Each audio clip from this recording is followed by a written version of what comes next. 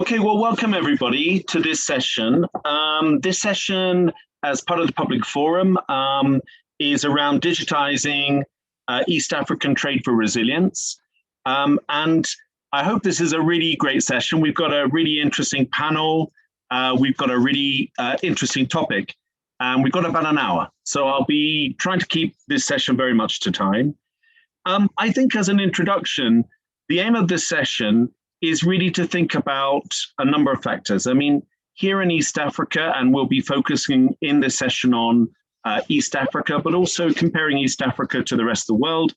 I think a lot of progress has been made on recognizing that very high trade costs keeps back trade growth, it keeps back exports and job creation. And there's been a lot of investment and quite a history, and many of the partners here today are testament to that. A lot of investment in digitization to improve trade facilitation efficiency. I think when the pandemic hit, it was also recognized that these systems are really important to reduce distance and ease the processes for export and import and for trade. And it's led to quite an interesting development of a number of systems in terms of digitization. And I think this has had positive results generally in terms of increased transparency and reductions of transaction costs. So this is the narrative that we're going to be looking at today. And we're going to try to understand how digitizing trade processes can really help to build resilience. We'll be looking at how these digital solutions can be scaled up across the continent. And we'll also be looking at some lessons learned from both a trade corridor perspective, but from a technical perspective. And then finally, we'll be thinking hard about how this plays into the post-COVID recovery era. Now, without further ado, let me just introduce our panel as well. Okay, and I'd like to, first of all, introduce Martin Bolen. Martin, welcome. Very good to have you here. Martin is the Trade Councillor for the EU delegation here in Nairobi in Kenya. So welcome, Martin. Good to see you. I'd like to also introduce Mr. Chris Diaz, who's the Group Director for BIDCO. Hello, Chris, great to have you on the line. Susan Wanjohi, who's the Deputy Commissioner for Customs and Border Control at the Kenya Revenue Authority. Okay, good to have you on the panel today, Susan. And Theo Clark MP, who is the chair of the all-party group on trading out of poverty. Welcome, Theo. And I think, sadly, you're because this is a hybrid session, I think you're the only one actually in Geneva, but welcome. Okay. All right, well, welcome, panelists. Now, just in terms of this subject, I thought it's probably a good idea to just illustrate the kind of range of digitization that's occurred in the region. And we've got a short video as well to show an example. The region's been very active in digitizing, for example, portals for specific trade functions. A good example of that is a project that's been done, for example, with the Food and Drug Authority information system in Tanzania, and at the regional level here in East Africa, which is looked to digitize the harmonization of standards. And it's really been quite a big benefit to both manufacturers, importers, and exporters. And it's tried to bring many of the different functions onto an electronic platform. So it really builds on a number of national initiatives. And this system, which is basically across East Africa, will really help to reduce problems with import and export of pharmaceuticals and medicines. Now, that's really important, obviously, for the pandemic, but a good example of digitizing at a national level, bringing it together at a regional level. There are other examples as well that we'll be discussing today about electronic single windows, where different trading functions are then centralized within a single window to make it much easier, much cheaper to trade. And a good example of that is the electronic single window in Rwanda that's been instituted also in Uganda, similar initiatives obviously in Kenya and other partner states. Other examples of digitization also then look at how you can ease the problem of trade constraints between key markets. And a good example of that we'll hear later about is something called the Trade Logistics Information Pipeline, TLIP or TULIP, as some people like to call it, which is really all around the exchange of information between key markets, putting that on a distributed ledger technology platform, and then reducing costs and increasing efficiency. So we'll hear a bit about that later. We'll also hear a bit later about actually exchanges, and we'll put on a video in a minute to show everybody who's attending the session an example of that, which is the Mombasa Tea Auction integrated tea trade system, which is really an exchange, but it's automated. And the idea being that it improves transparency and means that transactions can take place faster and farmers get their payments quicker. So we'll be seeing a video in a minute about that. Another example of that is the Tanzania Mercantile Exchange. This is, again, a marketplace where buyers and sellers come together to trade. The good thing is the quality assurance is tacked into the exchange, and it's a collaboration of many different agencies to take this forward. And this was a program that's, I think, now doing very well, and we'll hear a bit about that later too. And finally, and I don't want to go on for too long here, but finally, there's also the digital cargo tracking solutions, first of all, to track cargo along the key corridors in East Africa, that is now common, I think, to 3 or 4 countries, soon to be extended to 5 or 6. This has a way of looking at basically freight movements and making sure that there's no cabotage or smuggling. But built on the back of this as part of the pandemic response, we worked with the EAC with EU support to basically create a regional cargo and driver tracking system, because the drivers were very much seen as a vector of infection and the spread of the virus. So this was a good way of trying to reduce the risk of infection across borders, and it allowed our borders to stay open. I've traveled recently to other parts of Africa where some borders still remain closed because of the pandemic. So we'll be hearing about that too. So those are some of the highlights in this session. We've got a great panel. And without further ado, I suggest that we go now to the video, and then we'll start the panel discussion. So I'm just going to pass over to my colleague, Nelson Karanja, who's going to play the video. Nelson, over to you. I certainly hope that's going to happen. Okay, Nelson, you have the floor. You're unmuted.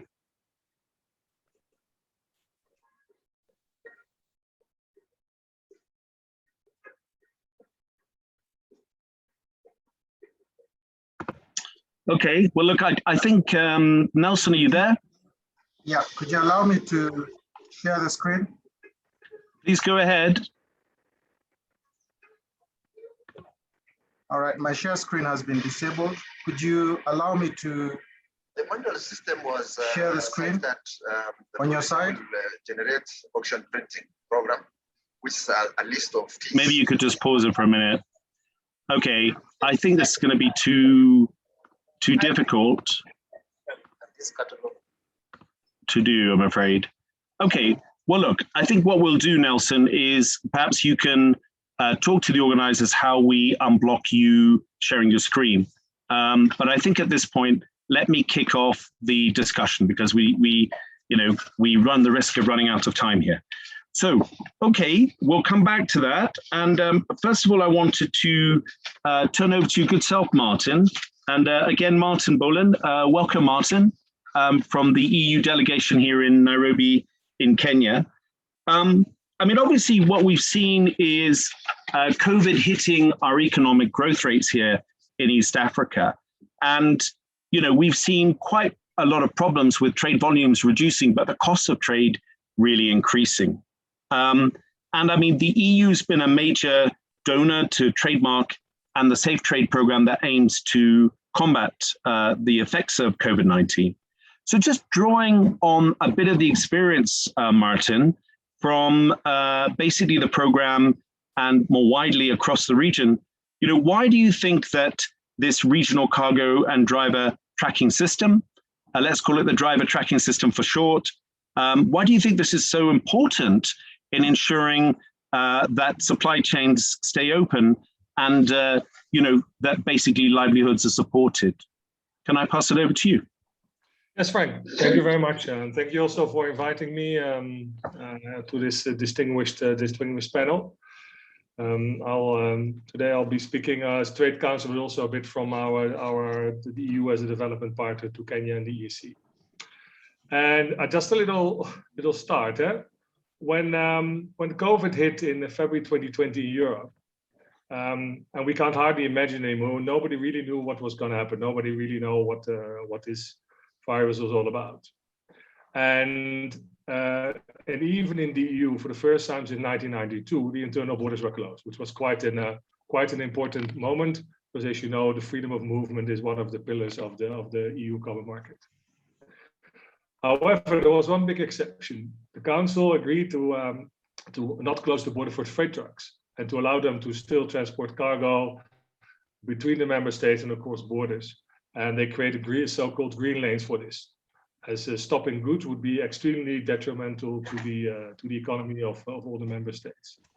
And doing this, the fact that truck drivers might spread the virus at that time was a risk worth to take. It was a clear decision, and maybe it contributed a bit to the spread of the virus in Europe, but it was the economic interest were much bigger. For those that were in East Africa at that time, like me and you, Frank, and all the other panelists, East Africa lacked 5 weeks, as you might remember. So we had 5 weeks to see what happened in the rest of the world. And when it hit in March 2020, it was clear that it was all hands on deck to make sure that the economies here in East Africa would not be too hard. And immediately also for us, as the EU, being the biggest common market and biggest economic community in the world, it kind of makes sense, of course, to lend our expertise and the experience we already had in dealing, even though it was only 5-6 weeks, but there has already been thinking around how to deal with the economic effects of the pandemic in Europe. We helped we lent our support and we offered our support to the governments here, the EAC, and how to. Yeah, hi Nelson. That didn't work too well. Frank, I hear you. Obviously at that time, Frank, can you mute? Thanks. We were very happy that Trademark immediately stepped in. I mean, that was clear from the beginning. Also requested by the government, and they quickly set up a plan, which was later called the Safe Trade Emergency Facility.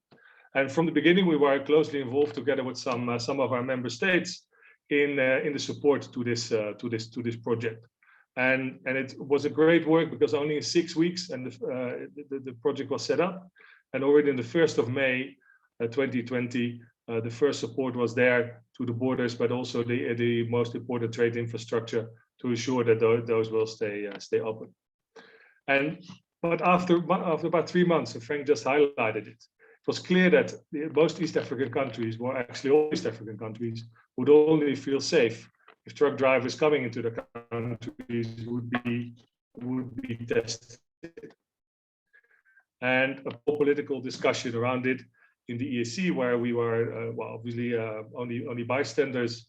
In practice, that meant that a system had to be set up quickly, because of course there was port health authorities at the borders, but they never played such an important role up to that moment in time.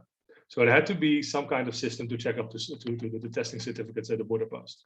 And that was the moment, Frank just mentioned it, that Trademark, together with the EC Secretariat, designed the D in the existing regional electronic cargo tracking system. And we were very happy as the EU to be able to contribute to this, because if you follow global developments at that time, actually such app in air travel, for instance, only came much later. And East Africa was the very first, because of the of trademarks in the EAC and the government's contributions to actually have a digitized COVID certificate. And even though these there were still long queues, as we know, particularly between Kenya and Uganda, the latest report from the UN Economic Commission for East Africa clearly showed that regional trade in numbers actually didn't decline at all. And I'm personally convinced that it's because of the RECT app and the ease it made to the crossing border. So anyway, in short, Frank, to conclude, this is for us a clear proof how in times of crisis, indeed a digital solution could help. And this is typically something, and I can elaborate maybe a little bit later on this, what fits in the EU policies of digitization. And of course, we know it was not perfect, and it was a 2.0, and it was further development, but it was a very good intervention to help the trade flow during the pandemic. Back to you. Yeah, thanks, Martin, and really great answer there. And I guess, thinking about this, as you said, it's not perfect, but it was a really good solution at the time, right? It's really helped to keep the borders open. And I mean, certainly, I was in West Africa the other day. I saw a lot of those borders closed. This is an important tool. But I think I'm quite interesting to ask you, how do you think that donors can ensure that, we can basically ensure equitable support or access to technology, connectivity, and digital tools to make things more resilient? How do you, drawing out from this one example, how do you think that we can then help the wider region of East Africa kind of become more resilient? And I guess, what do you see the next generation looking like? I know the EU has developed, around the pandemic, its own systems for movement of people. Do you think there's good potential to do more in East Africa? Maybe over to you on that. Yeah, thanks, Frank. So indeed, well, what it showed, the RECT app, is that digitization, digital tools are very good to speed up processes. But obviously, digital information and digital tools are also very, very good, not only crisis situation, but in general to increase transparency and to increase the trustworthiness of systems and governmental processes. Be it at the port of container management, be it customs transit custom transit, what are other trade and logistic procedures. And these trustworthiness and predictability of these processes in international trade will make East Africa more important as an investment destination, much more attractive. And unfortunately, we all know that the Ease of Doing Business Index of the World Bank has been discontinued. But if you would have seen the next one, I'm sure that a digital service delivery would have featured quite highly on this index and would have influenced it a lot. But of course, the next step after RECT, we all know that there will be an ESC pass to help, which is very comparable to the EU Digital COVID Certificate, that will help ease the travel within the ESC beyond the truck drivers, because we should never forget. We focus on the truck drivers, but we should not forget about particularly the smaller women traders who still have difficulties to cross the border. And all this, I mean, it's just an example, but it's just an example of one of the reasons why the European Commission, when it started its tenure a year ago, chose digitalization as one of its key pillars, not only for the EU, where it has tried to roll out a digital single market for its citizens. And we all know there's already common in the single market for goods, but there's still many barriers in the digital realm, in e-commerce, and for instance, access to online content. So we are trying in Europe to create a digital single market. And of course, that is a good aim for the future. But in general, this whole digital sphere will be the essence of global competition and the economies and trade and logistics in the future.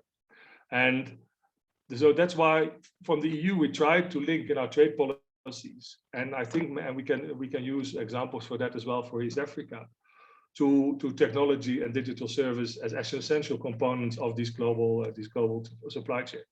And of course, there are worries. Key concerns are cybersecurity. For us, as you know, EU attach a lot of interest to importance to data protection and the fairness and transparency of the online platforms. And East Africa, we think, has to stay connected in this global supply chains to be able to grow its economy.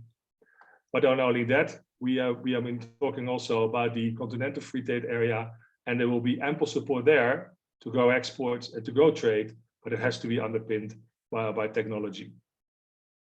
So, and what we should realize in this, that data will become a commodity, and access to internet will become a basic human right like access to water.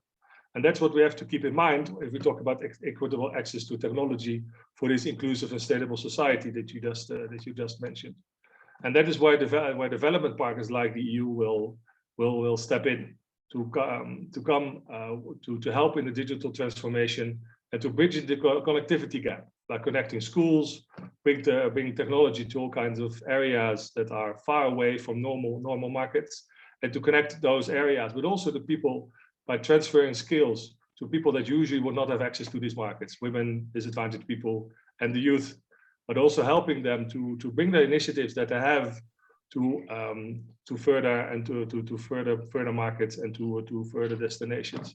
And lastly, there are two last points I want to make. It's not only about markets, it's also about governments. It's about government, connecting people to government services and make it easier to do business with the government. And the EU has deployed several initiatives in this side as well. And then the last point, because I see you looking at me, so I'll finish. I just said data will become a commodity and a human right. It will be a basic service. And usually in the past, these basic services were provided by state-owned companies or parastatals like water electricity companies. But now this new necessity, this internet or this data is managed by the private sector, by private companies. And therefore they should be truly aware of their important task they have in this. You cannot create a sustainable, inclusive digital society without a private sector being part of it. And it goes way beyond corporate social responsibility. It's about affordability and safety of the internet. Of course, there has to be a regulatory framework, but the private sector has to take its responsibility as well. And of course, we as a EU, as development partner, seeing these developments, will have finance available for private sector as well. The European Fund for Sustainable Development, or for instance, in the European Investment Plan for Africa. This was it, Frank. Okay, thanks, Martin. Okay, we'll really appreciate that. Martin, the next generation of this is to move from the driver tracking. I mean, I thought that was all really good at a general level, what you were saying there. But the next stage for this is to move it into the EAC pass, right? Which will be like a medical passport, a digital one to move across East African borders. And I was interested that you said you feel that that's going to be really, really important for competitiveness, say, for example, in tourism. Do you want to just spend 30 seconds on that? Because I think the audience might be interested. You didn't sort of talk to that earlier. Okay, I'll take 50 if that's okay. Okay, so most of you will know the EU Digital COVID certificate, because the essence of crossing borders at this age is to prove that somehow you're vaccinated or tested, because that is the majority of countries will have that requirement to come in. So, and at the same time, you don't want to keep on carrying papers with you that might even still carry the virus. We don't know. So that's why technical solutions like the REX will now be transformed into the EC Pass, which hold all the necessary medical information and medical information of all EU for all EEC citizens.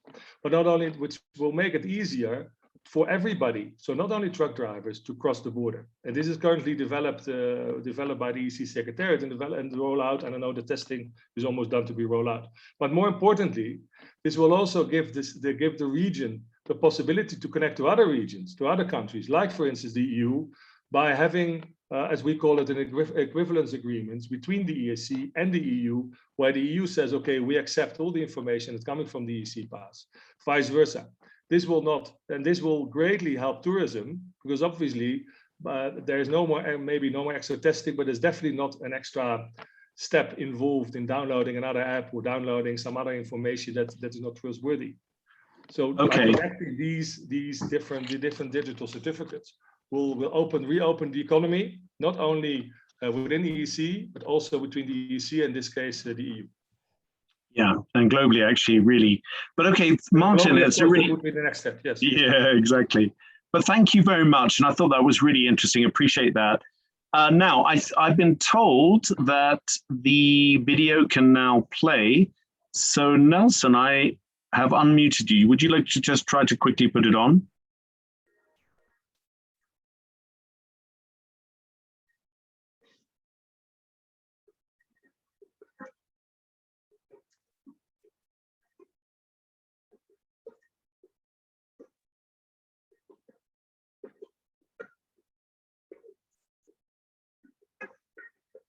I think we're struggling with the sound a little there.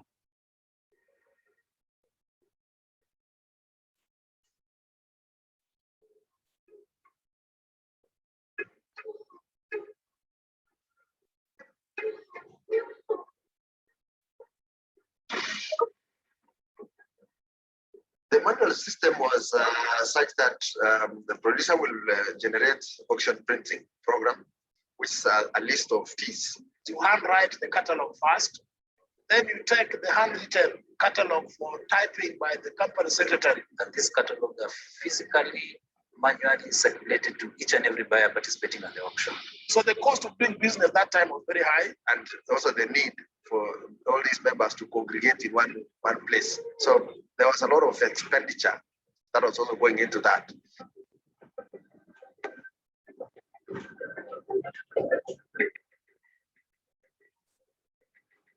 One key issue is basically transparency, standardizing processes, bringing each and every stakeholder up to par in terms of visibility of what takes place at the auction. And everyone is able to bid either directly in the system or use the available tools within or features within the platform to record their prices or their interest. At the comfort of officers, at a click of a button, you are able to input dispatch details. It has saved us much time. Currently, I can be buying teas and at the same time testing teas. Brought about more transparency, more accountability, and predictability. That accumulation of data and which can be used for analysis, for projections. So by saving paper, that means that we'll be reducing the rate at which trees are cut down for paper production. If we reduce the destruction of forest, we will mitigate any form of climate change. That means we are able to remain in tea business sustainable. So automation is indeed the way to go. It has enhanced efficiency. Members are now proceeding to purchase teas from the comfort of their offices. They can track where their teas are, even up to the point of purchase. Literally every key player can be able to configure the kind of reports they require for ease of decision making. So it's a convenience. It's a win-win for all members.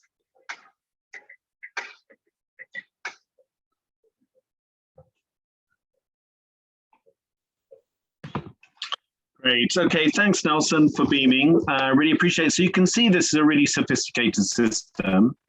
Okay, well, look, I think thank you for that, and very impactful intervention.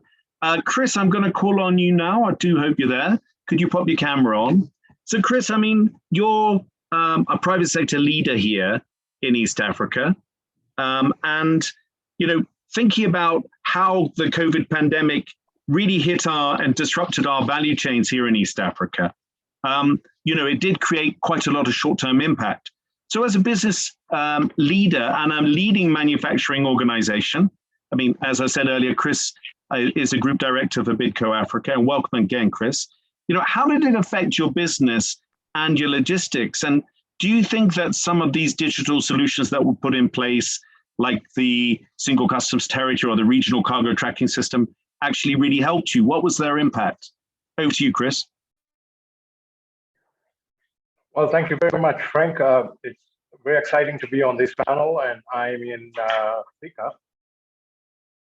I'm in Thika, Nairobi, 50 kilometers out of Nairobi, and it's a warm, beautiful day here. I hope you can hear me, Frank. I can hear you very well, Chris. Thank you very much. So I'll just break this down. It's a very interesting question what you put forward to us, because we are one of the largest manufacturer and distributor of hygiene and personal care products, among other new innovative products we've rolled out across the East African markets, but we also export over 20 countries in Africa.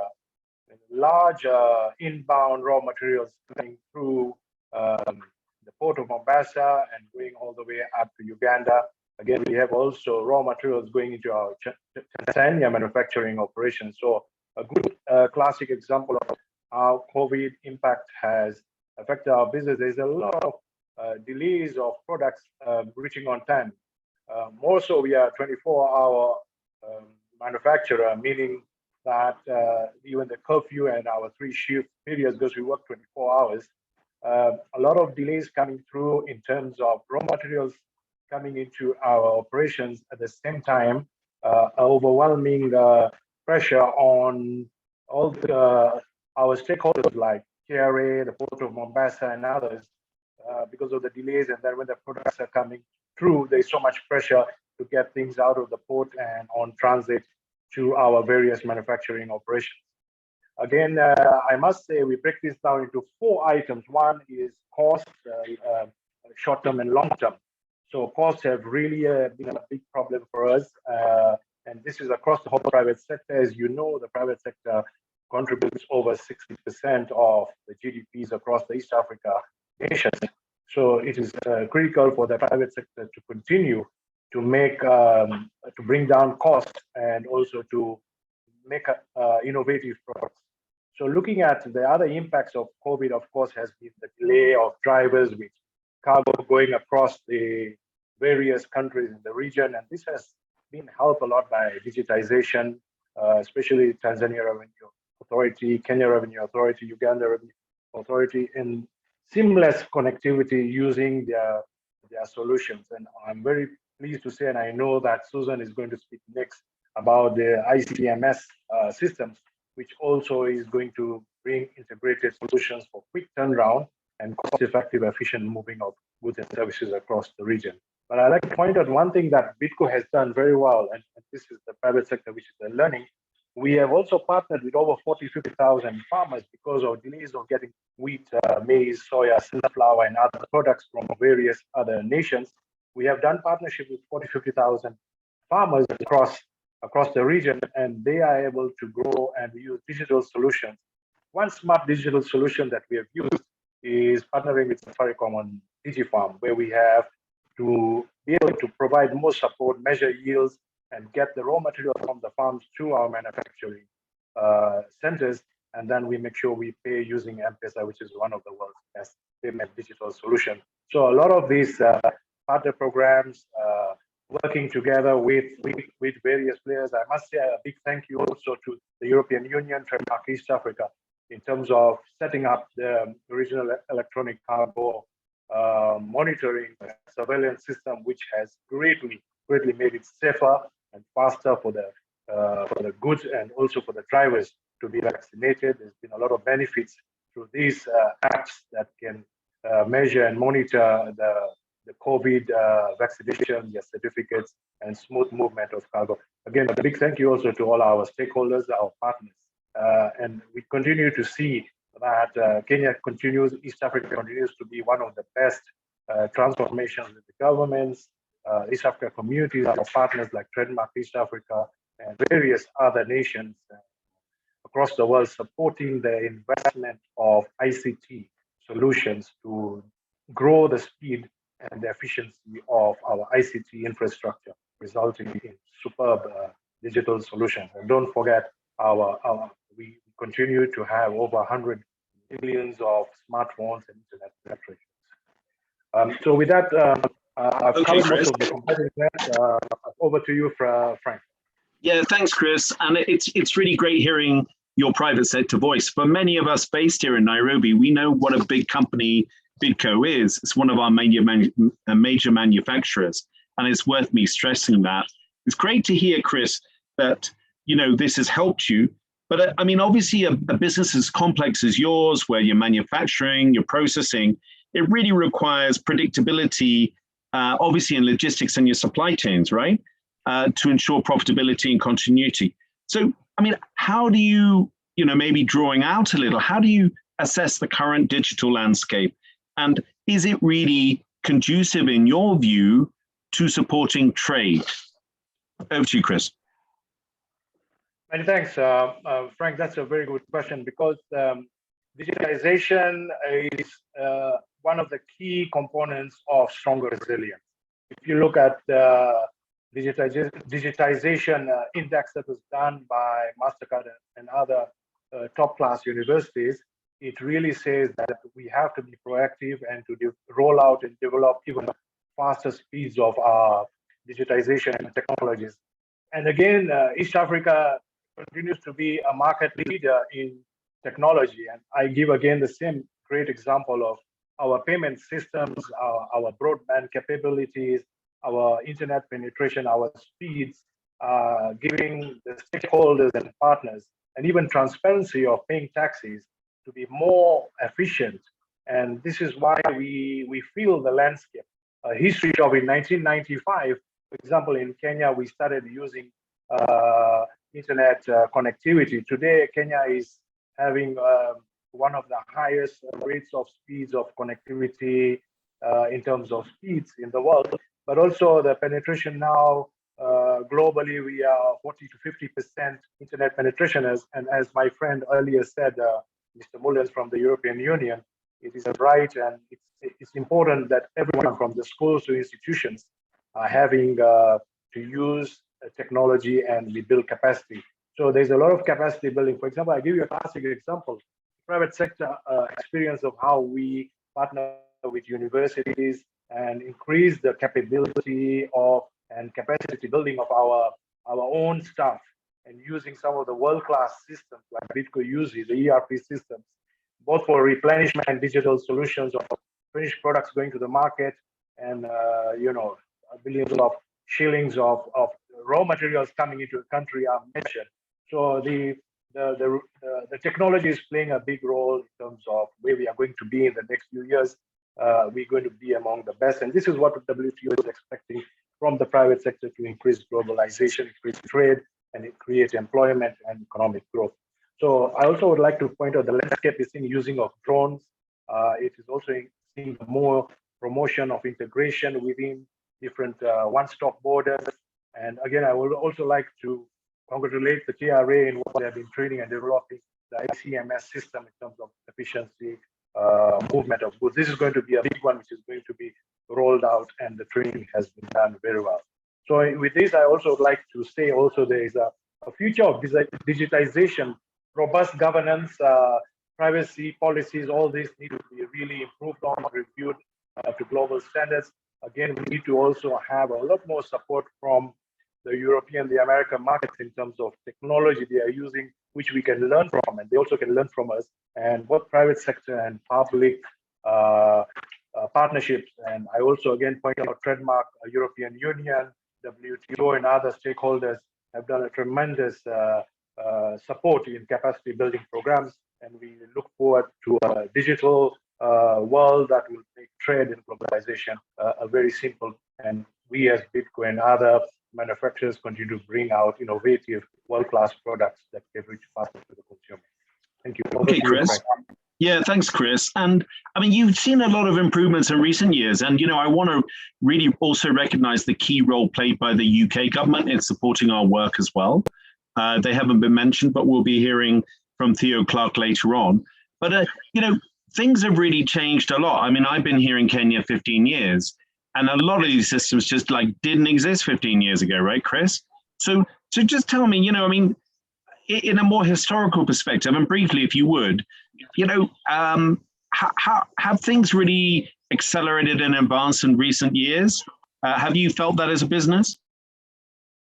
Well, Frank, I mean, that is so much felt in the private sector, both with the government in terms of, for example, support from all the government across the nations for the African Continental Trade Agreement nations. The digitalization of government processes and transparency has greatly, we have felt a big improvement on that, number one. Number two, if you look at our digital solutions, so for example, we are in 22, 23 countries. We are able to communicate and send our products on time, track live, and make sure that all our products are on time, error-free, and transparently paying all the taxes through documentation integrated solutions. This is definitely being felt. This tremendous transformation between, I would say, internet coming in the 90s and now going into 20s. We have a general election next year. So we are seeing big improvement, big infrastructure investments.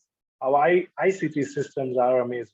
And I'm very positive, despite a difficult global pandemic affecting all of us, you feel we have created solutions for e-commerce. This is a big one, Frank. So we can reach all our markets and consumers in last mile delivery. We can drop all our products to your home and you don't have to go out to do your shopping. And the e-commerce growing in the East Africa and the Africa region is the next big thing that's going to bring revenue and grow the trade. Thank you very much. Over to you, Frank. Yeah, thanks, Chris. Really great to hear your voice. I appreciate your wisdom there. Okay, well, look, we are doing reasonably well on time, but I think we've got one other video that we might well play in a wee while, but I want to go to our next speaker first. Susan Wanjohi. Good afternoon, Susan. I hope you're really well. And Susan, as I said earlier, is the Deputy Commissioner for Customs and Border Control, a long partner of Trademark, and really, I think we've achieved a lot together, Susan. But I know you're going to be talking a little bit about some of the nuts and bolts of how this technology works. And one really important component of that is what they call a I find this difficult to say, distributed ledger technology, DLT, which is basically often known as blockchain, although there are other versions like IOTA. And it's obviously really triggered massive opportunities, right, for data sharing in a secure way. And I think, it's helped many applications across business, government, and it's really helped to, push forward, much more efficiency in the trade realm. So, and we'll see if we have time to play that video a wee bit later, but just tell me, in your view, Susan, as one of the leaders really in the field in Kenya, at Kenya Revenue Authority, where do you think the continent stands in regard to the use of this distributed ledger technology, DLT? Over to you, Susan. Thank you very much, Frank. And indeed, the distributed ledger is gaining a lot of popularity and trust over the years in the African continent. And if I bring it closer home to Kenya, we've been working with Trademark to implement this. And we find that all players across the supply chain have benefits that are reaping from the implementation of TLIP. So TLIP provides an integrated approach of data sharing. So you're able to share information across many government agencies and also with the private sector.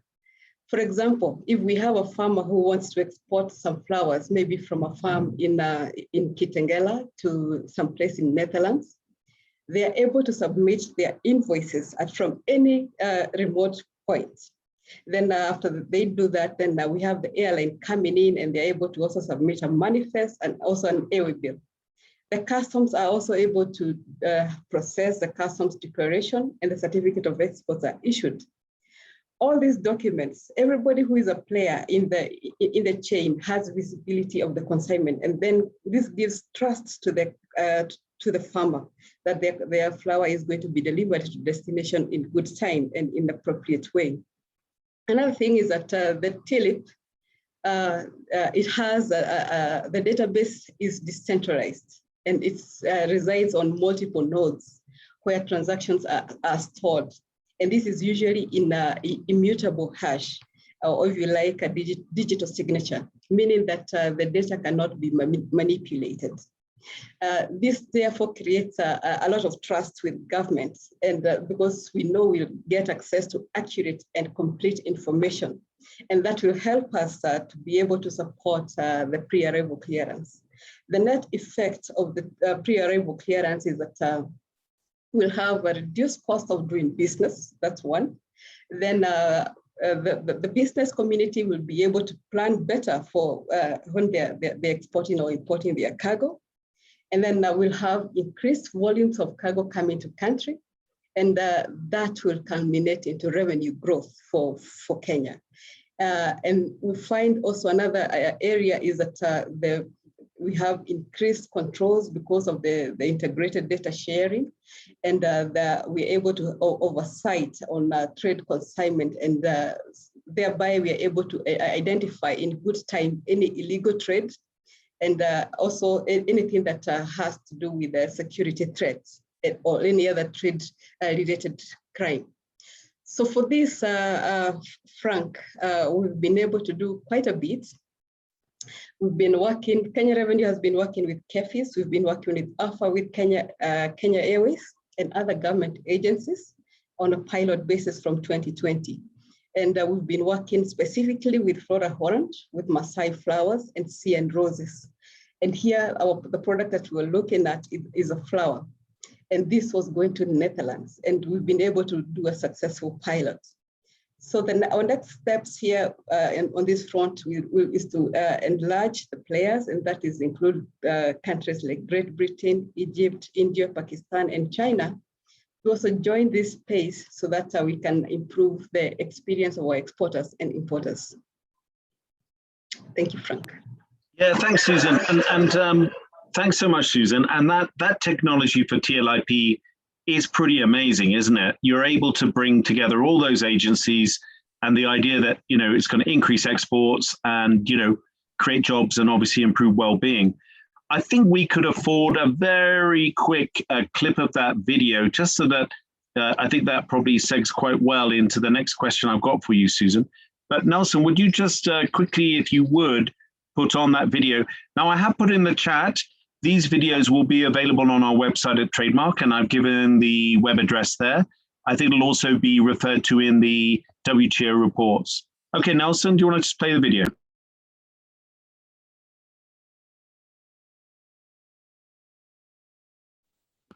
Nelson, we got no sound, I'm afraid.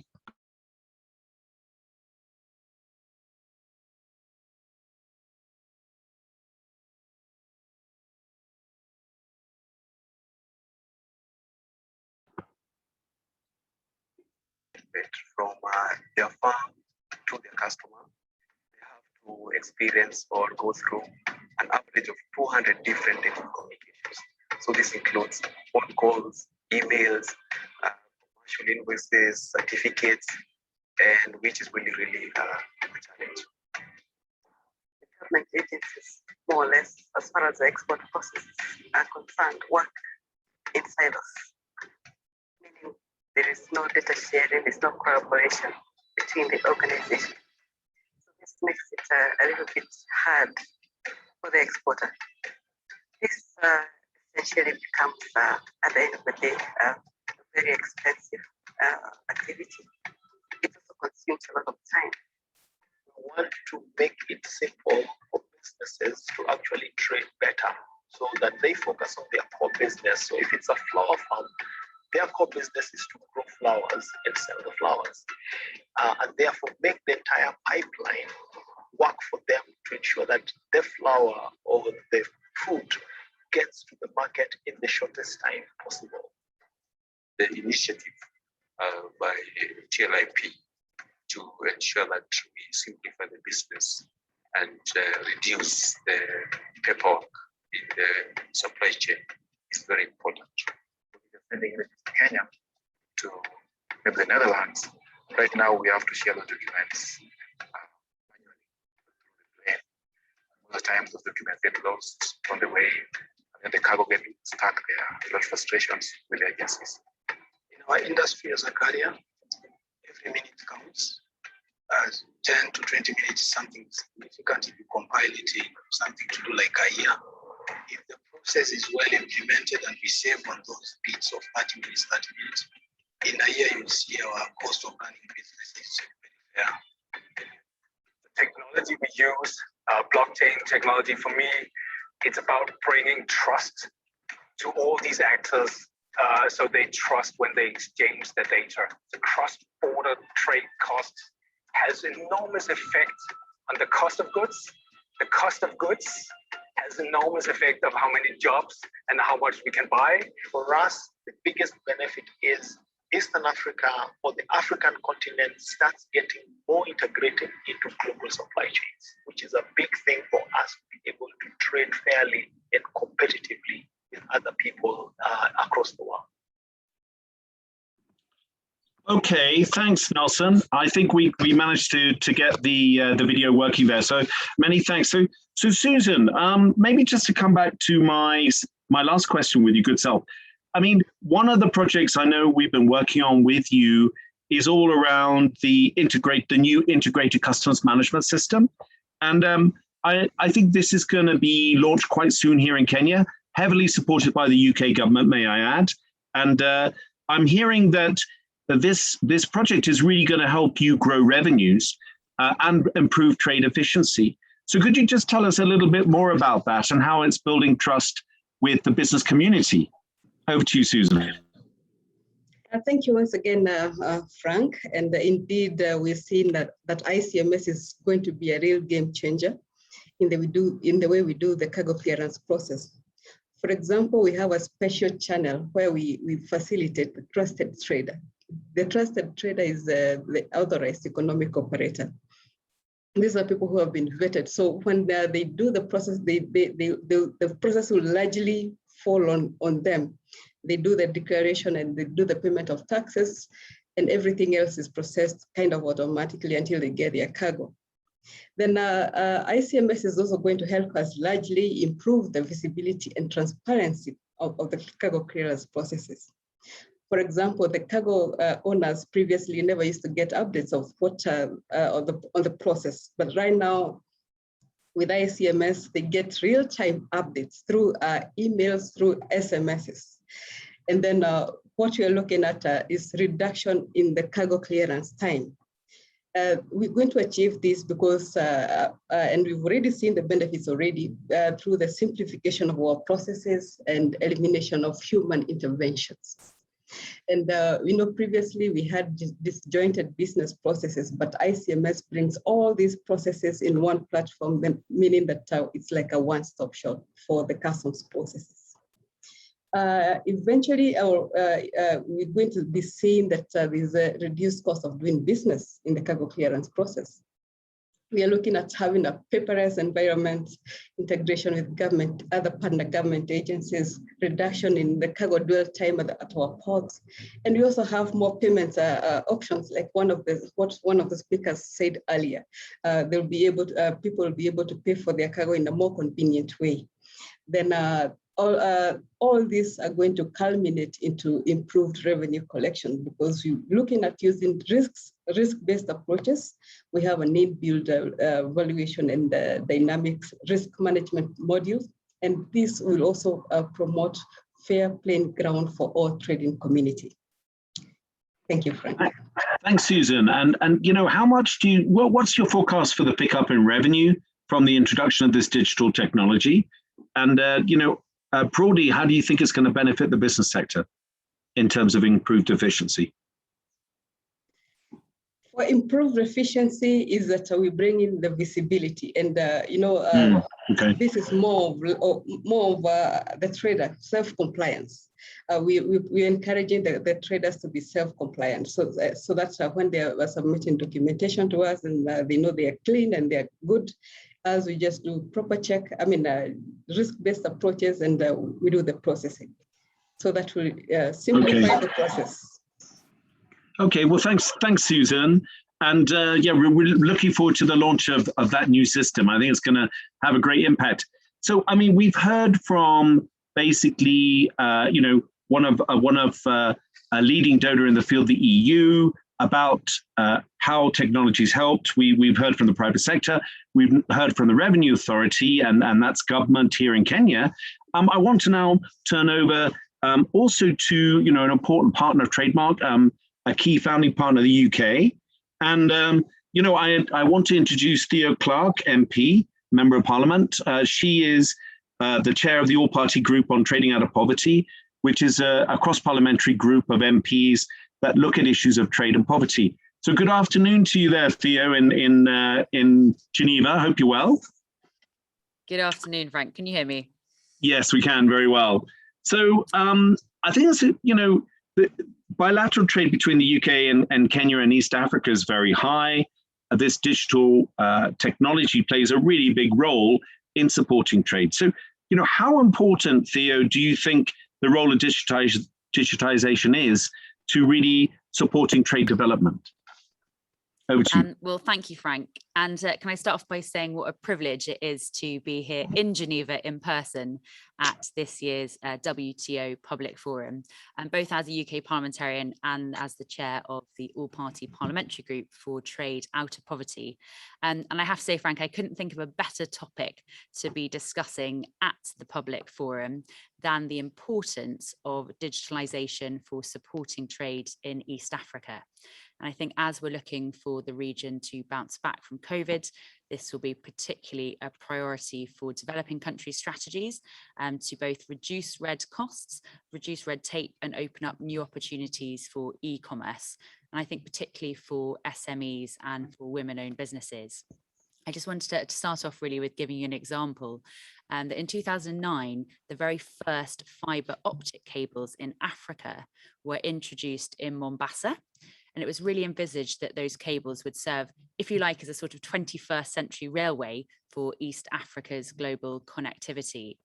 And I note that by 2020, nearly 500 million people in sub-Saharan Africa have now subscribed to mobile phone services, which is almost 50% of the population.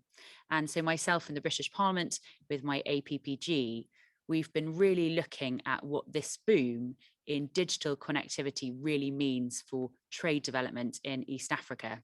And if that's all right, I'll share some conclusions with you. I think the first was that digital technology can be harnessed to transform trade in East Africa, really in three key ways.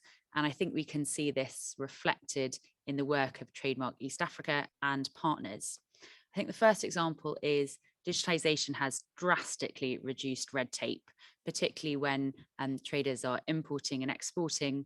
To give you a specific example, you mentioned, Frank, earlier, these single window systems. And countries like Uganda, Kenya, Rwanda, and Burundi, they have all had that introduced by TMEA. And on a really practical level, what that means is that traders can file all the paperwork that they need to both import and export electronically through one online portal. So just to put that in context, in the past, you would typically have to file around 100 separate documents. So that's a really practical example of where going digital and paperless is really a huge step forward, making it much easier for businesses to trade. But I also think it will improve their legal compliance and therefore reduce the risk for fraud or corruption. And the second example is seen in the Northern Corridor in East Africa. And you mentioned in that previous video we were watching about TMEA's digital cargo tracking systems, and that's now being used by custom services across the region. And the reason why I think that's so important is really it's slashing the time and the cost for moving cargo. So things like fuel can now be moved securely from the port of Mombasa all the way to places like Kigali or Kampala. So the cargo is basically being tracked electronically en route, which removes the need for trucks to wait in Mombasa. And traditionally, they'd have to move in convoy with a military escort. So I think the impact of that one program has really been incredible. If you think that on average, it took around 20 days for one truck to get from Kampala to Mombasa. But thanks to this package of reforms and upgrades supported by TMEA and national government agencies in places like Kenya, Uganda, and Rwanda, this has now been reduced to just 6 days or less. So if you think about it, that's going to literally save thousands of dollars in transport costs on every single journey.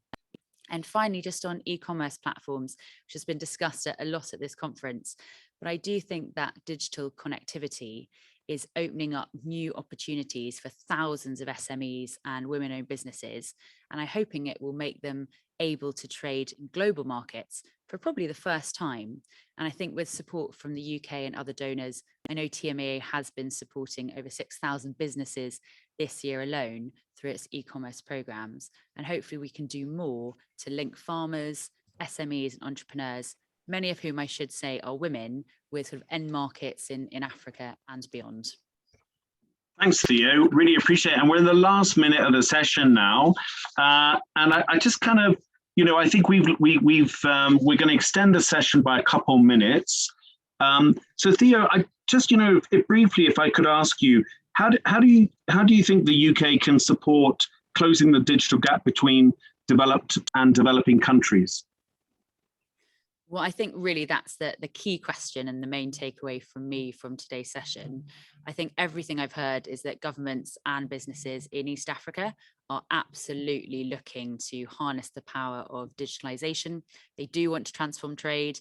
I think development partners like the UK have a really critical role in helping them to succeed and really to close that existing digital divide.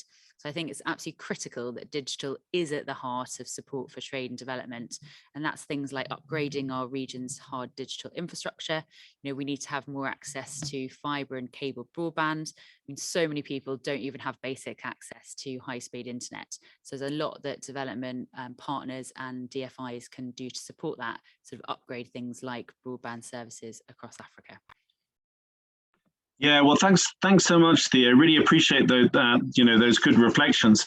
So I think really, in terms of wrapping up this panel, I think we heard from Martin Boland from the EU that this technology really helped, particularly the driver tracking, in terms of mitigating the effects of the pandemic and allowing borders to keep open.